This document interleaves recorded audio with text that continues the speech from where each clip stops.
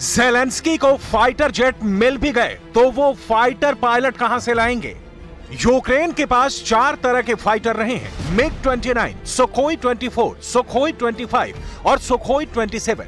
ये सभी सोवियत संघ के दौरान बनाए गए विमान हैं, जो या तो युद्ध में करीब करीब खत्म हो चुके हैं या अब चुनिंदा ही बचे हैं। इसलिए ज़ेलेंस्की लगातार फाइटर जेट की मांग कर रहे हैं। सवाल है कि अगर ज़ेलेंस्की को जहाज मिल भी गए तो उनको उड़ाएगा कौन? क्योंकि पुतिन के हमले में यूक्रेन की वायुसेना के बेहतरीन और अनुभवी पायलट भी मारे जा चुके हैं। अब उनके पास बहुत ही यंग यानी नए पायलट ही बचे हैं, जिनको ज्यादा अनुभव नहीं है। और अगर ज़ेलेंस्की को नाटो से नए जहाज मिले भी तो वो पश्चिमी टेक्नोलॉजी वाले होंगे और उन पर ज़ेलेंस्की के लिए ट्रेनिंग देना भी मुश्किल हो जाएगा। इसलिए ज़ेलेंस्की के सामने यूक्रेन की एयर पावर को खड़ा करने के लिए 3 बड़े चैलेंज हैं। पहला, यूक्रेन को नाटो से लड़ाकू विमान मिलने चाहिए ताकि रूस को काउंटर कर सके। दूसरा, विमान उड़ाने के लिए फाइटर पायलट चाहिए, क्योंकि पायलट के बिना विमान किस काम का। तीसरा, पायलट को तैयार करने के लिए वक्त यानी उनको ट्रेनिंग देने के लिए कम से कम 6 महीने चाहिए। इसमें 3 महीने उड़ाने की ट्रेनिंग और अगले 3 महीने उसे उड़ाकर बमबारी या लड़ने की ट्रेनिंग शामिल है। एयरफोर्स को लेकर यही चुनौती ज़ेलेंस्की के लिए सबसे बड़ी टेंशन की वजह बन गई है, क्योंकि यूक्रेन की वायुसेना अब तक सोवियत टेक्नोलॉजी वाले विमान ही उड़ाती आई है। उसके पास नाटो के जहाज आज की तारीख में आ भी जाएंगे तो वो उनको फौरन ना उड़ा पाएंगे और ना ही उन्हें उड़ाकर रूस की वायुसेना का मुकाबला कर पाएंगे। अभी यूक्रेन के पास मिग-29 और सुखोई 27 ये दोनों एयर इंटरसेप्टर यानी रूस के विमानों को रोकने में काम आए। इसके अलावा सुखोई 24 और सुखोई 25 ये दोनों ग्राउंड अटैक फाइटर रूस के मोर्चों पर बमबारी में इस्तेमाल हुए। लेकिन अब मुश्किल नहीं है, यूक्रेन को जहाज भी चाहिए और उन्हें उड़ाने वाले पायलट भी चाहिए। ज़ेलेंस्की के सामने 3 फाइटर जेट हैं। ये उनकी डिमांड भी है, ऑफर भी है, जो मंजूर भी हो सकते हैं और कैंसिल भी। इसमें सबसे बड़ा नाम है F-16 का, दूसरा नाम है मिराज 2000 का और तीसरा नाम सामने आया है यूरोफाइटर टाइफून का। ज़ेलेंस्की को बताया गया है कि पुतिन से बचने के लिए उनके पास इन तीनों में से एक ही विकल्प बचा है, लेकिन ज़ेलेंस्की की जिद ऐसी कि वो अब तीनों फाइटर जेट चाहते हैं। ज़ेलेंस्की युद्ध जीतने के लिए या कहें कि रूस से बचने के लिए तीनों फाइटर जेट चाहते हैं।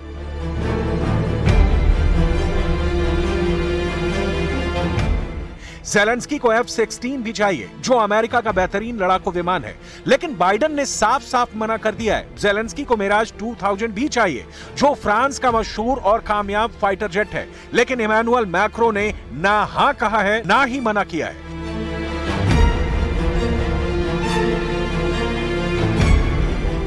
ज़ेलेंस्की को नई जनरेशन का यूरोफाइटर टाइफून भी चाहिए। हालांकि ब्रिटेन ने कहा है कि ऐसा मुमकिन नहीं, क्योंकि विमान पर ट्रेनिंग देने पर ही बहुत वक्त लग जाएगा।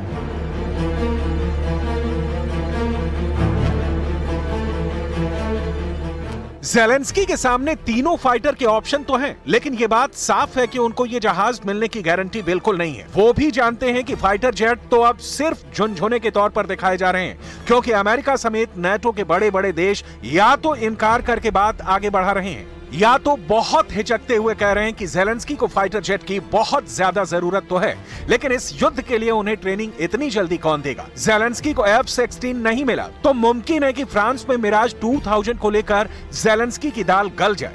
मैक्रो ने मिराज को लेकर सिग्नल तो पॉजिटिव दिया है, लेकिन उनकी बातों में भी हिचकिचाहट है, क्योंकि ये बात यूक्रेन युद्ध की शुरुआत से ही बहुत साफ थी कि नाटो चाहे जितनी पुतिन से दुश्मनी मोल ले,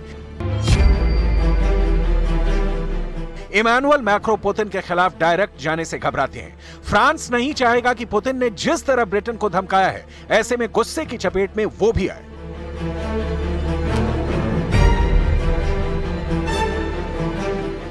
ज़ेलेंस्की की डिमांड देखते हुए 3 बातों में फ्रांस की नीयत साफ साफ झलक रही है। वो मिराज या किसी और तरह के फाइटर के लिए बहुत बच बचाकर कदम उठाना चाहता है।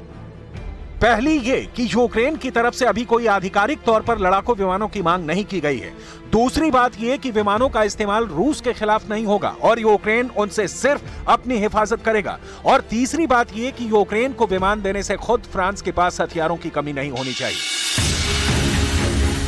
मिराज 2000 फाइटर्स को लेकर फ्रांस की फिक्र अपनी जगह और रूस के फाइटर जेट्स के बढ़ते हमलों को लेकर ज़ेलेंस्की की टेंशन अपनी जगह है, क्योंकि अब तो रूस के साथ बेलारूस की तरफ से भी एयर अटैक का खतरा है। रूस और बेलारूस की वायुसेनाएं एक साथ अभ्यास कर रही हैं और यूक्रेन में पुतिन के स्पेशल ऑपरेशन के दौरान दोनों देश और करीब आ गए हैं। पुतिन अब अपने फाइटर जेट्स बेलारूस में भी तैनात रखना चाहते हैं ताकि यूक्रेन पर उत्तर की तरफ से भी पूरा दबाव बनाए रखा जाए। रूस की एयर पावर को रोकने के लिए आपको एक बार फिर दिखाते हैं ज़ेलेंस्की के विकल्प। ज़ेलेंस्की को F-16 के लिए बाइडेन ने मना कर दिया है। यह अमेरिका का बेहतरीन लड़ाकू विमान है जो रूस के सुखोई फाइटर्स को टक्कर दे सकता है। ज़ेलेंस्की को मिराज 2000 चाहिए। इसमें लगी एयर टू एयर मिसाइल रूस के फाइटर्स के लिए खतरा बन सकती है और फ्रांस इसीलिए इन्हें देने की बात पर खुलकर बोलने से बच रहा है। ज़ेलेंस्की के सामने यूरो फाइटर टाइफून भी है, लेकिन फ्रांस वाला खतरा ब्रिटेन को भी है और उसने भी बहाना बनाकर ज़ेलेंस्की को समझिए कि ना ही कह दिया है। ज़ेलेंस्की इसलिए भी उम्मीद लगाए बैठे हैं क्योंकि बहुत से हथियार जो जर्मनी और अमेरिका खुद नहीं दे पाए हैं वो ज़ेलेंस्की को पोलैंड के रास्ते मिले हैं। इसलिए पोलैंड अपने F-16 देकर यूक्रेन की मदद कर सकता है। लेकिन फाइटर जेट एक बहुत ही आक्रामक प्लेटफॉर्म होता है। इसके ऑपरेशन का दायरा कुछ 100 किलोमीटर नहीं बल्कि हजारों किलोमीटर का होता है। ऐसे में डर यही है कि अगर पोलैंड के रास्ते भी ज़ेलेंस्की को फाइटर जेट्स मिल गए तो वो उससे रूस के अंदर तक हमला करने से बाज नहीं आएंगे। ऐसा इसलिए कहा जा रहा है क्योंकि रूस के 2 मिलिट्री बेस और रिफाइनरी पर पहले भी यूक्रेन की तरफ से हमले किए गए हैं। ऐसा दावा पुतिन की फौज कर चुकी है।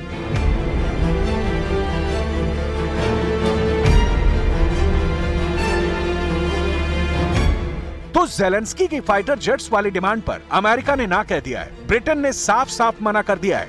जर्मनी ने भी हवाई बात कह दी है। फ्रांस की तरफ से भी गोलमाल जवाब मिला है। सवाल है कि फ्रांस के पास कितने मिराज 2000 फाइटर जेट हैं कि वो ज़ेलेंस्की को भी उनमें से कुछ ट्रांसफर कर दे। क्या मैक्रो के पास इतनी गुंजाइश है? फ्रांस के पास 100 से ज्यादा मिराज 2000 फाइटर जेट हैं। इसमें 66 ग्राउंड अटैक वेरिएंट हैं, जबकि करीब 25 एयर डिफेंस रोल में काम आते हैं। अब फ्रांस इन्हीं 25 में से यूक्रेन को फाइटर जेट दे सकता है।